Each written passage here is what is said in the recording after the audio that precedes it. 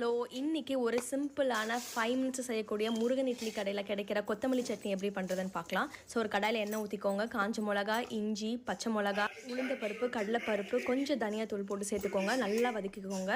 அப்புறம் நான் ஒரு மீடியம் சைஸ் அளவு தக்காளி எடுத்து நல்லா வறுபடுற அளவுக்கு வதக்கி, ஒன்ஸ் தக்காளி நல்லா வதங்கினோடனே ஒரு கட்ட அளவு கொத்தமல்லி நான் ஆட் பண்ணுறேன். ஸோ கொத்தமல்லியும் நல்லா வதங்கணும். வதங்குறதுக்கு முன்னாடி நான் உப்பு, ஒரு 5 to 6 பல்லு பூண்டும் நான் ஆட் பண்ணி நல்லா வதக்கிக்கோங்க. ஸோ பூடன் பண்ண உடனே மிக்ஸி ஜாரில் வந்து கோர்ஸாக கிரைண்ட் பண்ணிக்கோங்க. ஸோ கோர்ஸாக கிரைண்ட் பண்ணும்போது டேஸ்ட் இன்னும் நல்லாயிருக்கும். தாளிப்புக்கு நான் கடாயில் எண்ணெய், கடுகு, உளுத்தம்பருப்பு, 2 காஞ்ச மிளகா சேர்த்துருந்தேன். ஸோ இப்போ சட்னி ரெடி. அண்ட் உங்களுக்கு இந்த சட்னி எவ்வளோ பிடிக்கும் ட்ரை பண்ணிவிட்டு சொல்லுங்கள்.